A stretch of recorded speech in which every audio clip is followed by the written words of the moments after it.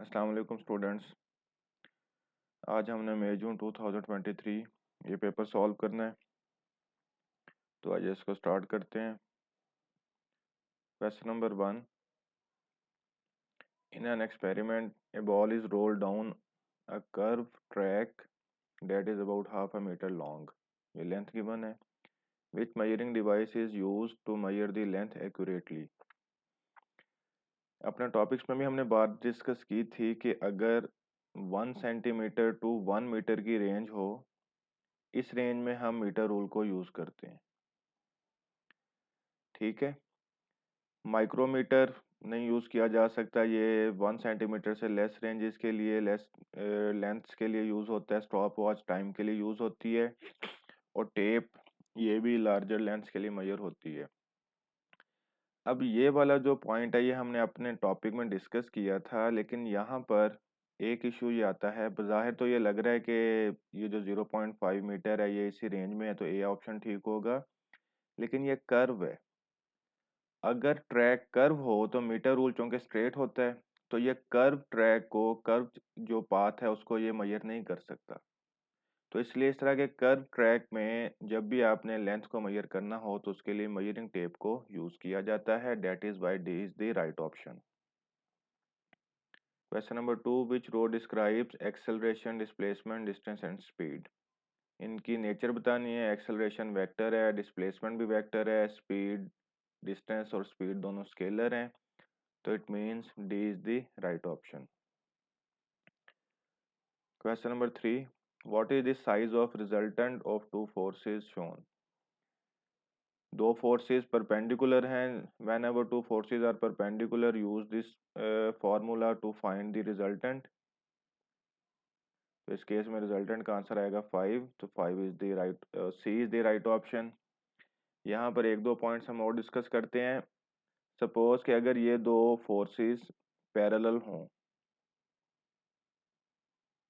4 Newton and 3 Newton. जब भी दो वेक्टर क्वांटिटीज पैरेलल होती हैं हम उनको स्केलर की तरह ऐड करते हैं। तो if these quantities are parallel, answer must be delta D.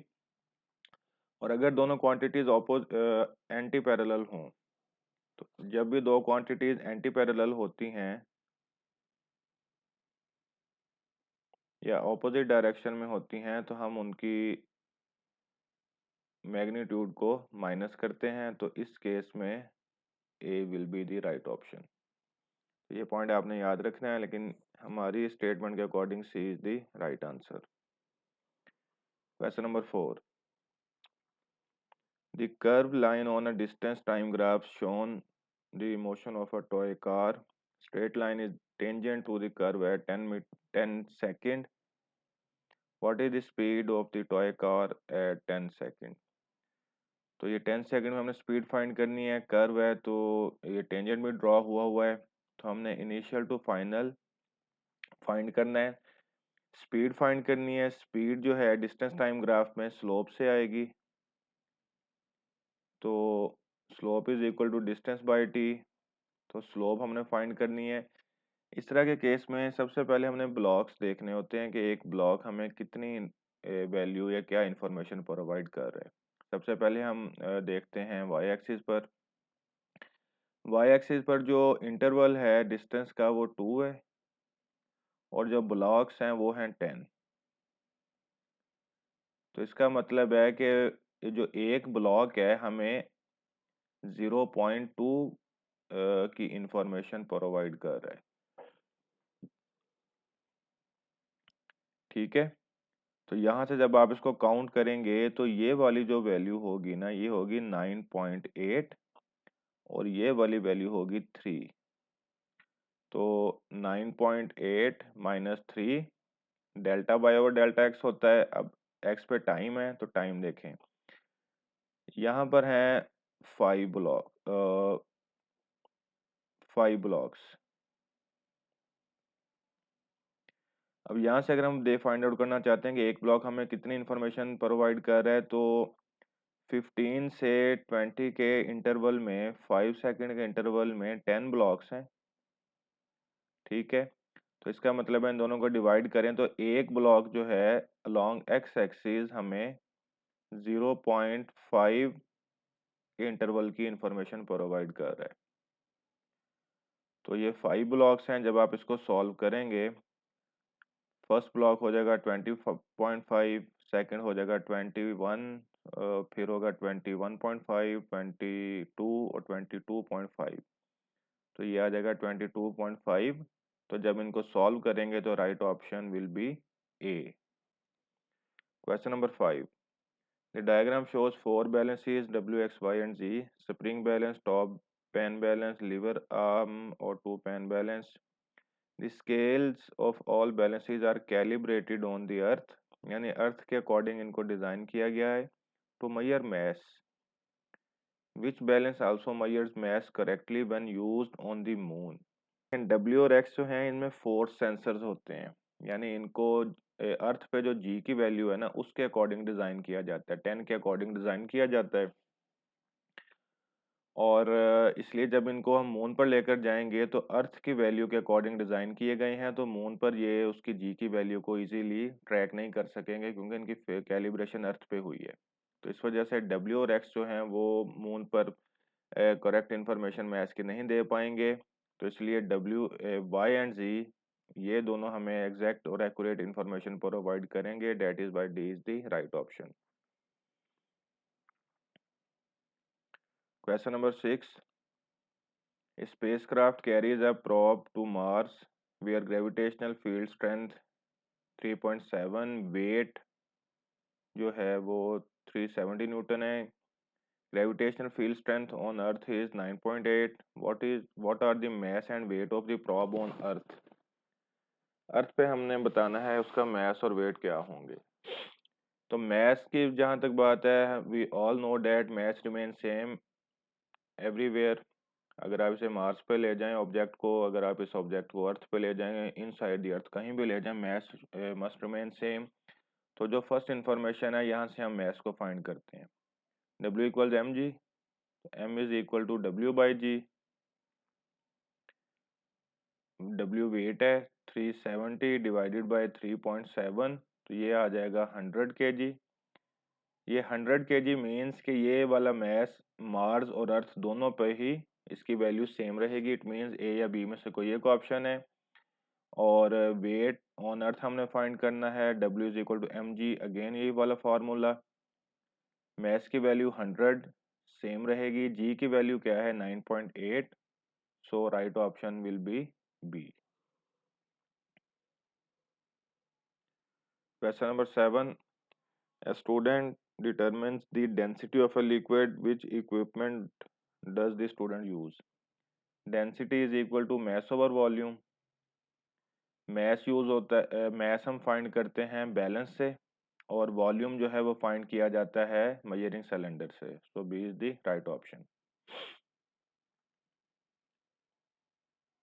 Question number 8, Newton third law describe pair of forces which row shows whether two forces are of same type and whether they act on the same object. Newton third law में जो type of forces हैं वो same होती हैं, लेकिन जो objects हैं वो डिफरेंट होते हैं। Newton third law is not applied on the single object. Different objects होते हैं और टाइप ऑफ फोर्सेस जो हैं वो सेम होती हैं। तो राइट ऑप्शन सी है। Question number 9, stopping distance of a car is sum of thinking and braking distance, which factor affect the braking distance. Braking distance होता क्या है, जब हम ब्रेक अप्लाई करते हैं तो ब्रेक अप्लाई करने के बाद या स्टॉप होने तक जो डिस्टेंस उसने कवर करना है वो ब्रेकिंग डिस्टेंस होता है। तो उसमें स्पीड ऑफ कार मैटर करेगी, जितनी स्पीड ऑफ कार ज़्यादा होगी ब्रेकिंग डिस्टेंस उतना ज़्यादा होगा। और कंडीशन ऑफ रोड भी, अगर रोड जो है वो वेट है तो फ्रिक्शन कम है तो डिस्टेंस ज़्यादा कवर हो सकता है, और अगर बिल्कुल ड्राई रोड है तो डिस्टेंस जो है वो कम होगा। Tiredness of a driver, driver की टायर्डनेस पे, थकावट पे डिपेंड नहीं करता ये वाला फैक्टर। तो C is the right option. Question number 10, a load extension graph for a spring is shown, which point is the limit of proportionality for the spring and what is the spring constant of the spring equal to. Proportionality limit जो है वो straight line तक होती है applicable. तो P से are तक हमने देखना है कि स्ट्रेट लाइन कहाँ तक आ रही है। तो पी से क्यू तक का जो इंटरवल है इसमें स्ट्रेट लाइन है। तो इट मीन्स ये वाला जो इंटरवल है यही हमें लिमिट ऑफ प्रोपोर्शनैलिटी की इंफॉर्मेशन प्रोवाइड करेगा। So limit of proportionality is at Q and second one is spring constant. Spring constant जो है लोड मीन्स फोर्स और एक्सटेंशन मीन एक्स। तो स्प्रिंग कांस्टेंट होता है F over X because F is equal to K X. और जब भी हम दो क्वांटिटीज़ को डिवाइड करते हैं ग्राफ में तो वो हमें स्लोप की इंफॉर्मेशन प्रोवाइड करती हैं या ग्रेडियंट की। तो इट मीन्स पी और क्यू की जो ग्रेडियंट है वो हमें जो है स्प्रिंग कांस्टेंट की इंफॉर्मेशन प्रोवाइड करेगा। तो right option is A. Question number 11 uniform beam is pivoted at its midpoint. An object being placed on a beam 20 centimeter to the left, which force and position balances the system? Balance means net torque जो है वो zero होना चाहिए। हमने force बतानी है और position बतानी है। तो इसको सॉल्व कैसे करें? क्योंकि बैलेंस है इसका मतलब है नेट टॉर्क जीरो होगा। और दूसरी बात प्रिंसिपल ऑफ मोमेंट्स में clockwise torque is equal to anti clockwise torque. It means both must have same magnitude and opposite direction, clockwise की डायरेक्शन और एंटी क्लॉकवाइज की। तो अब हम देखते हैं कि सबसे पहले ये वाला जो है 40 न्यूटन और 20 सेंटीमीटर वाला मोमेंट ये हमें क्लॉकवाइज इंफॉर्मेशन दे रहा है एंटी क्लॉकवाइज। पिवट के लेफ्ट साइड पे अगर हम इसको रोटेट करवाएं तो इसकी रोटेशन कुछ यूं होगी और ये वाली रोटेशन होगी एंटी क्लॉकवाइज। तो इट मीन्स कि ये एंटी क्लॉकवाइज है। जब इसको हम सॉल्व करेंगे तो ये 800 आ जाएगा। इसका मतलब है कि हमें राइट साइड पर जो मोमेंट चाहिए वो होगा क्लॉकवाइज सबसे पहली बात। और उसका जो मैग्नीट्यूड है वो भी 800 ही होगा क्योंकि बैलेंस है ना। बैलेंस मीन्स नेट इफेक्ट जो है वो ज़ीरो है। तो इट मीन्स के क्लॉकवाइज का जो मैग्नीट्यूड है वो 800 होना चाहिए। ठीक है, पहली बात। तो अब देखते हैं 800 कैसे आएगा। 40 और 20 को मल्टीप्लाई किया 800 ये हो सकता है। बी में 40 और 20 को मल्टीप्लाई किया ये भी पॉसिबल है।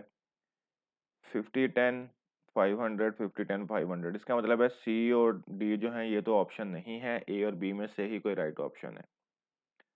तो इसमें अब हमने देखना है कि राइट साइड पर डाउनवर्ड होना चाहिए या अपवर्ड होना चाहिए। स्टूडेंट्स हमें चाहिए क्लॉकवाइज। हम बारी बारी दोनों को चेक करते हैं। सबसे पहले डाउनवर्ड है। अगर हम राइट साइड पे 40 सेंटीमीटर पे सपोज डाउनवर्ड जो है फोर्स एक्सर्ट करते हैं तो इसकी जो रोटेशन है वो हम देखते हैं कैसी होगी। वो रोटेशन कुछ यूं होगी। This is clockwise rotation. तो हमें क्लॉकवाइज रोटेशन चाहिए थी। इट मीन्स के जो फोर्स होगी वो होगी डाउनवर्ड।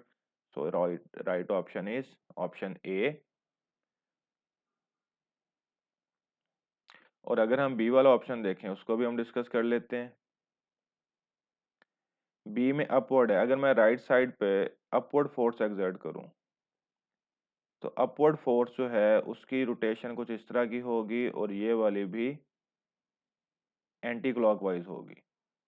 इसका मतलब है कि ये एंटी क्लॉकवाइज और एंटी क्लॉकवाइज का नेट इफेक्ट जीरो नहीं होगा। इस वजह से B option is not right option. Right option is A. ठीक है।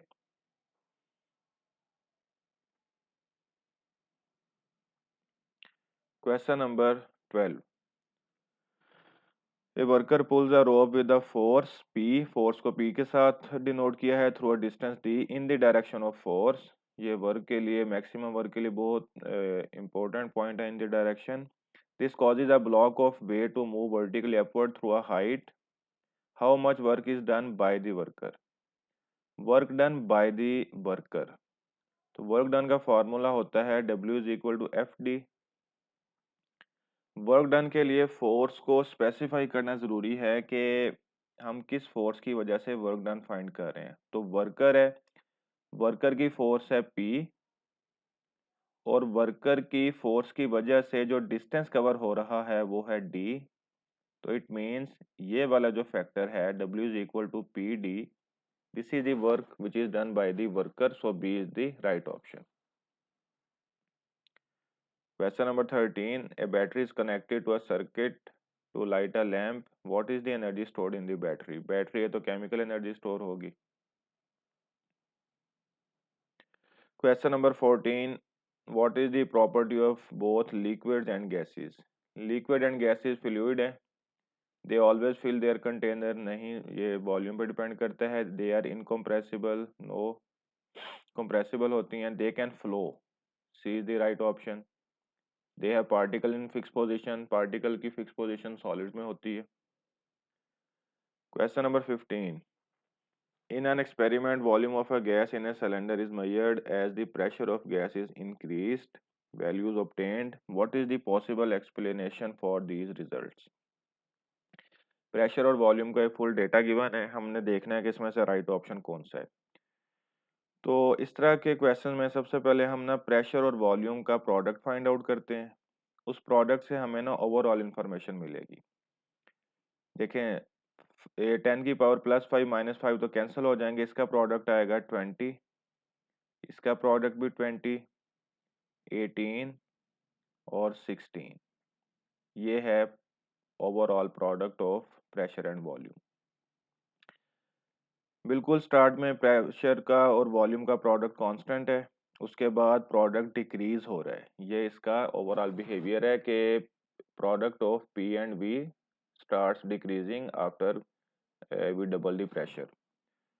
तो अगर तो ओवरऑल ही प्रेशर और वॉल्यूम का प्रोडक्ट पीवी कांस्टेंट होता तो फिर सी ऑप्शन राइट होता कि टेम्परेचर कांस्टेंट है, लेकिन ये कांस्टेंट नहीं रह रहा कंटिन्यूअसली, तो it means C is not right option. उसके बाद डी ऑप्शन देखते हैं, temperature of gas is increasing. अगर टेम्परेचर इंक्रीज करेगा तो पीवी का जो प्रोडक्ट है वो भी इंक्रीज ही करता है, तो D is not right choice, तो ए और बी रह गए। After pressure is doubled, after pressure is doubled, यानी इसके बाद की इंफॉर्मेशन हमें जो है ना वो बताएगी कि राइट ऑप्शन क्या है। इसको हम जरा ऐसे कर लेते हैं। After pressure is doubled, gas start leaking into the cylinder, और बी में है starts leaking out of the cylinder. तो स्टूडेंट्स, चूंकि प्रेशर और वॉल्यूम का प्रोडक्ट जो है डिक्रीज हो रहा है, डिक्रीज होने का मतलब है जो गैस है वो लीक हो रही है आउट ऑफ द सिलेंडर। अगर इनसाइड सिलेंडर इंक्रीज होती तो प्रेशर और वॉल्यूम का जो प्रोडक्ट है वो अगेन इंक्रीज होता, लेकिन इस डाटा में पीवी जो है वो डिक्रीज हो रहा है। That is by B is the right option के गैस लीक हो रही है आउटसाइड, बाहर निकल रही है, तो B is the right option. Question number 16, diagram shows examples of thermal expansion.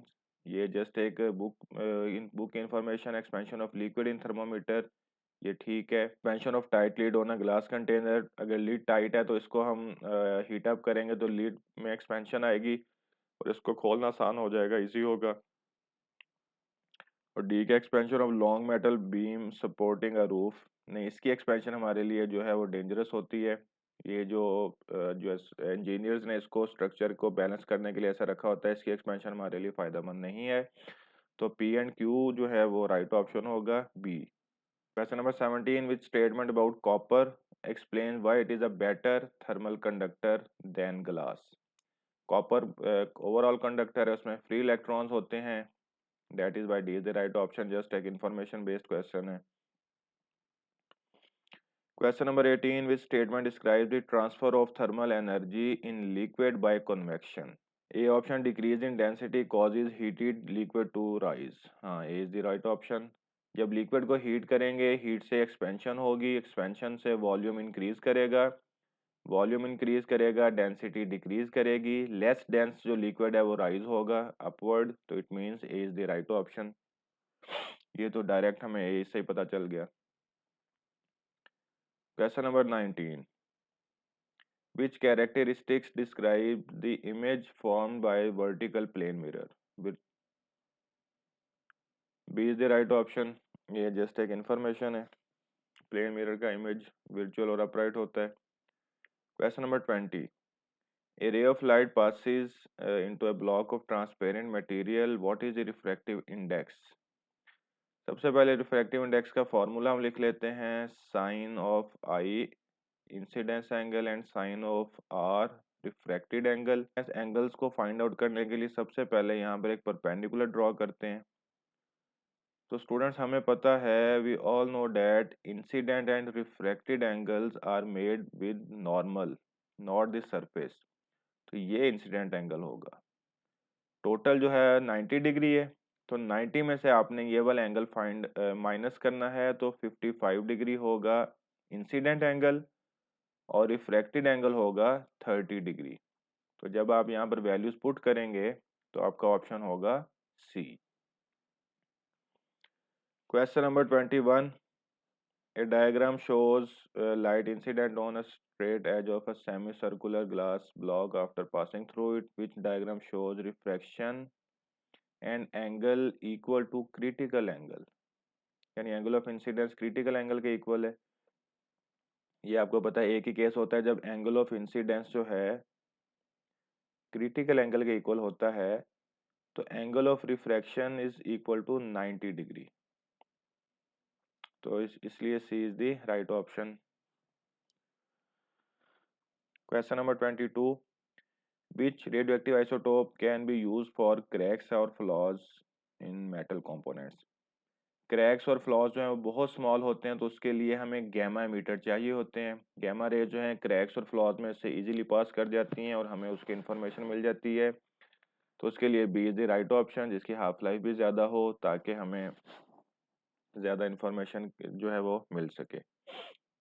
बाकी अल्फा मीटर इसमें से पास ही नहीं हो सकेंगे। बेरियम जो है उसकी हाफ लाइफ बहुत ही स्मॉल है, तो ये भी हमारे लिए इन द लॉन्ग रन बेहतर नहीं होगा। Question number 23, ultrasound is a type of sound wave that is not Audible, ठीक है। Which range of frequencies contain only ultrasound? Ultrasound जो है उनकी फ्रीक्वेंसी होती है ग्रेटर देन 20 किलो हर्ट्ज और 20,000 हर्ट्ज। तो इसमें से जब हम देखेंगे तो राइट ऑप्शन होगा D. 24, what proves that a metal bar is a permanent magnet? हमेशा याद रखें, ये लेक्चर्स में भी बात डिस्कस होती है, जो रिपल्शन होती है वो परमानेंट मैग्नेट का टेस्ट होता है। तो इसलिए right option is the D. Question number 25, diagram shows a bar magnet and four labeled arrows. Which arrow shows the direction of magnetic field at the point where arrow is shown? Magnetic field की जो direction है वो होती है north से south. तो D is the right option, north से south यही एक है। Question number 26, a shoe become positively charged by friction when it rubs against a carpet. What happens as the shoe becomes charged? Positively charge का मतलब है negative particles या electron जो हैं वो ट्रांसफर हुए हैं शू से कारपेट में, ठीक है। शू में से इलेक्ट्रॉन्स जो हैं वो एमिट हुए हैं, तो शू पर आ गया पॉजिटिव चार्ज। कारपेट में इलेक्ट्रॉन्स ट्रांसफर होंगे तो कारपेट पे आ जाएगा नेगेटिव चार्ज। तो it means negative electrons are transferred to the carpet.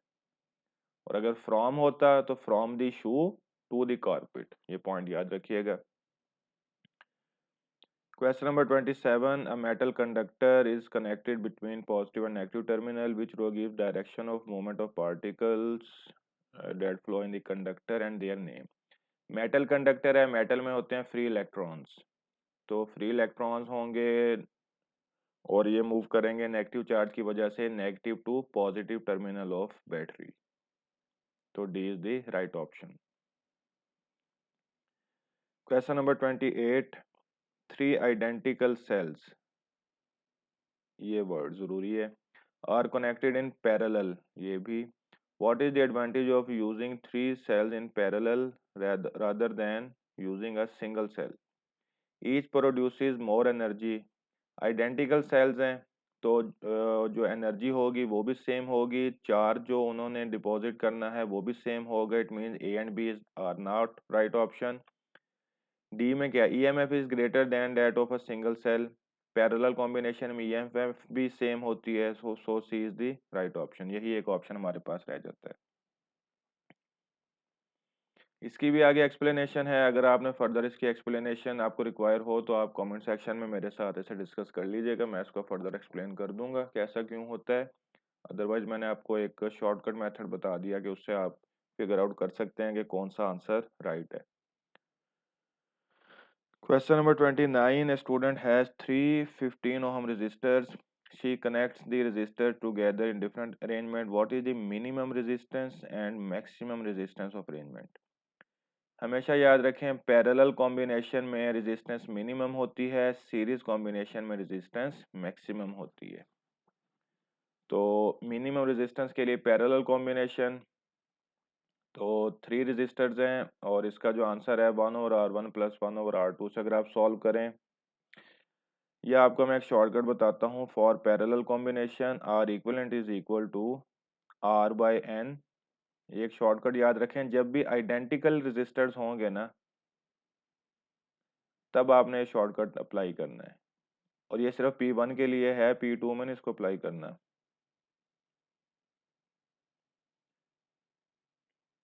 अब देखें, R 15 ohm, N number of resistors, तो R इक्वलेंट आ जाएगा 5 ओम। और उसके बाद अगर है series combination, R equivalent is equal to NR for identical and series. ये आपने तब अप्लाई करना है। तो N है 3, R है 15, तो आंसर आ जाएगा 45। तो मिनिमम रेजिस्टेंस 5 है, मैक्सिमम 45 है, तो B is the right option. ये एक शॉर्टकट मेथड है, मैं अमूमन अपने स्टूडेंट्स को ये लाजमी करवाता हूँ P1 में टाइम को सेव रखने के लिए, लेकिन इसकी कंडीशन आपने याद रख लेनी है। चलें, question number 30। The circuit diagram shows a variable resistor connected in parallel to the lower section of potential divider.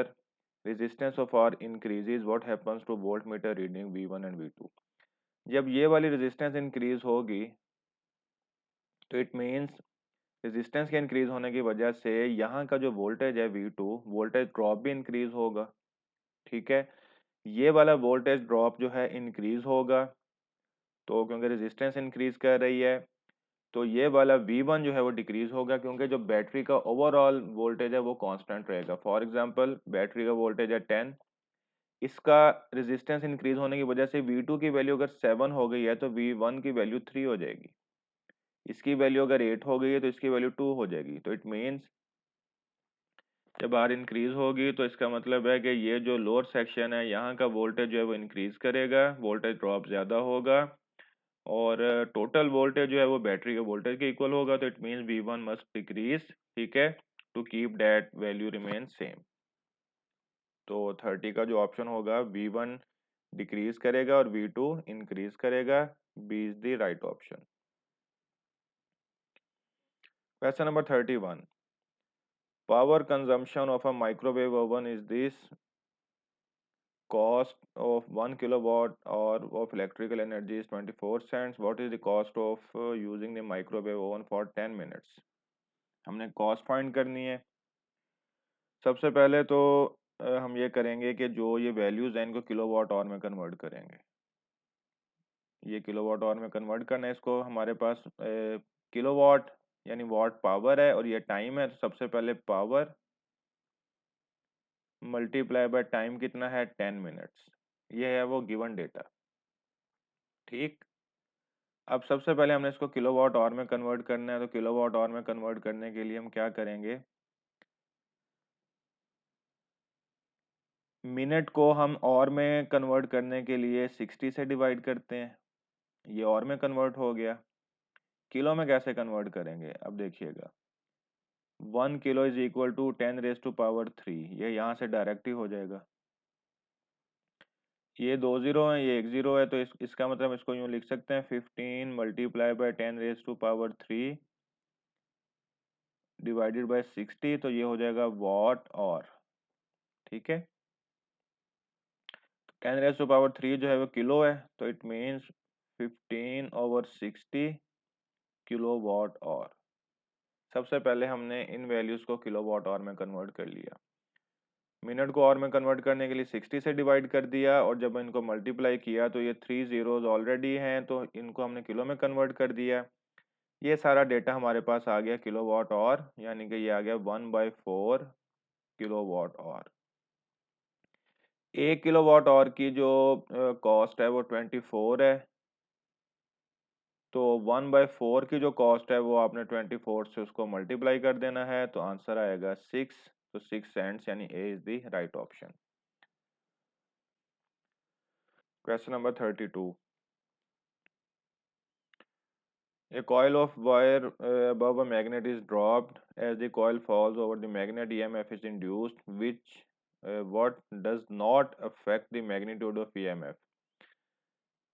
अच्छा जी, changing the number of turns affect करेगा। जितने नंबर ऑफ टर्न ज़्यादा होंगे, हर टर्न में फ्लक्स चेंज होगा, हर टर्न में ईएमएफ इंड्यूस होगी, तो इसका मतलब है नंबर ऑफ टर्न से अफेक्ट होगा magnitude.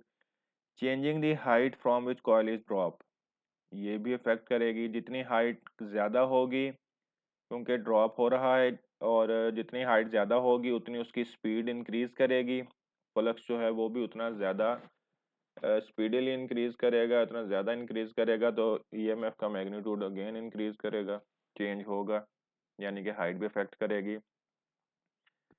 Changing the direction of magnets on north pole is at bottom.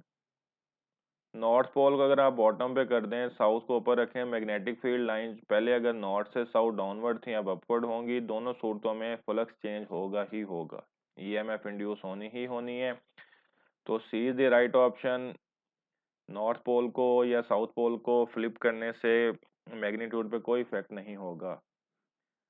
तो डी में क्या है, changing the strength of magnetic field, strength जितनी ज़्यादा होगी फ्लक्स उतना ज़्यादा होगा, तो इसलिए डी ऑप्शन भी अफेक्ट करेगा, तो right option is C. Question number 33। Results of alpha particle scattering experiment give evidence for which of the following. Alpha particle के स्कैटरिंग एक्सपेरिमेंट ने, जो रदरफोर्ड एक्सपेरिमेंट था, इसने न्यूक्लियस की डिस्कवरी की थी। तो इट मीन्स कि ये साइज ऑफ द न्यूक्लियस के बारे में हमें इंफॉर्मेशन देगा। इसमें ये पता चला था कि most of the part of atom is empty, and there is a nucleus at the centre of atom, and which is very heavy, massive, and size of nucleus is much smaller than the size of atom. ये सब इसके थे conclusions वगैरह, तो D is the right option. Question number 34. Question number 34. The nucleus of isotope of cobalt is represented by the symbol. What is the composition of the nucleus? 59 or 27? Here 27 is Z, which is the number of protons in the nucleus. तो protons जो हैं वो 27 है, और number of neutrons हमने find करने हैं A minus जी से, यानी 59 माइनस 27, ये नंबर ऑफ न्यूट्रॉन्स होंगे, नंबर ऑफ प्रोटॉन जी होंगे। तो जब इसको सॉल्व करेंगे तो right option is the A. 35. Only stable isotope of gold has 79 protons 118 neutron in a nucleus. How many electrons are there in neutral atom. ये इस तरह के क्वेश्चन, न्यूट्रल एटम के इस तरह के क्वेश्चन जो है ना, आपको थ्योरी पेपर में भी मिलेंगे। न्यूट्रल एटम जो है, इसमें नंबर ऑफ प्रोटॉन्स और नंबर ऑफ इलेक्ट्रॉन्स सेम होते हैं, तो इट मीन्स अगर 79 प्रोटॉन्स हैं तो 79 ही इलेक्ट्रॉन्स होंगे। Question number 36. A sample of radioactive isotope with a very long half-life is placed next to the detector. Sheets of different materials are inserted. The background count rate is subtracted from the reading and corrected count rates are recorded. Which type of radiations are emitted by radioactive sample? No sheet, aluminium sheet. Students एक point याद रखें, जब भी आप sheet को place करेंगे ना, तो अल्फा पार्टिकल की जो रेंज है वो बहुत स्मॉल होती है, तो शीट अल्फा पार्टिकल को स्टॉप कर देगी। तो अल्फा पार्टिकल्स की यहाँ पे कोई, अगर अगर अल्फा पार्टिकल्स होंगे तो काउंट रेट भी ज़ीरो हो जाएगा, लेकिन शीट्स को चेंज करने से काउंट रेट्स जो हैं वो आ रहे हैं, तो इट मीन्स बीटा और गैमा ही वो राइट ऑप्शन होंगे। Question number 37. In fission reactor, which particle causes uranium 235 nucleus to split? Uranium के ऊपर हम बम्बार्ड करवाते हैं न्यूट्रॉन को, तो न्यूट्रॉन बेसिकली इसे स्प्लिट करता है। Question number 38, what is the purpose of moderator in nuclear reactor? Nuclear reactor में जब न्यूक्लियर फिशन रिएक्शन होता है तो मैक्सिमम 3 न्यूट्रॉन्स फर्दर जो हैं वो एमिट होते हैं, और ये 3 न्यूट्रॉन्स जो हैं ये आगे फर्दर फिशन रिएक्शन जो है शुरू करते हैं, स्टार्ट करते हैं। तो सबसे पहले हमें ये जो फर्दर न्यूट्रॉन्स एमिट हो रहे हैं ना, इनकी स्पीड को स्लो डाउन करना होता है, क्योंकि बिकॉज फिशन रिएक्शन के लिए स्लो मूविंग न्यूट्रॉन्स रिक्वायर होते हैं, फास्ट मूविंग न्यूट्रॉन्स रिक्वायर नहीं होते, बिकॉज फास्ट मूविंग न्यूट्रॉन्स जो हैं वो एस्केप कर जाएंगे मटेरियल में से। स्लो मूविंग न्यूट्रॉन जो है वो न्यूक्लियस में एब्जॉर्ब होते हैं। तो मॉडरेटर हम यूज़ करते हैं ताकि हम न्यूट्रॉन्स को स्लो डाउन करें, ताकि जो चेन रिएक्शन है, फिशन रिएक्शन जो है वो प्रोसीड होता रहे। तो that is bye D is the right option. 39, in which region of the electromagnetic spectrum does does the sun radiate the most energy? Sun जो है वो इंफ्रारेड रीजन में रेडिएशन को ज़्यादा एमिट करता है। जस्ट एक इंफॉर्मेशन बेस्ड क्वेश्चन है। Question number 40, four of stages in A life cycle of a star until it becomes a red giant. 40 का डी ऑप्शन होगा, बुक से इसकी रीडिंग है सारी।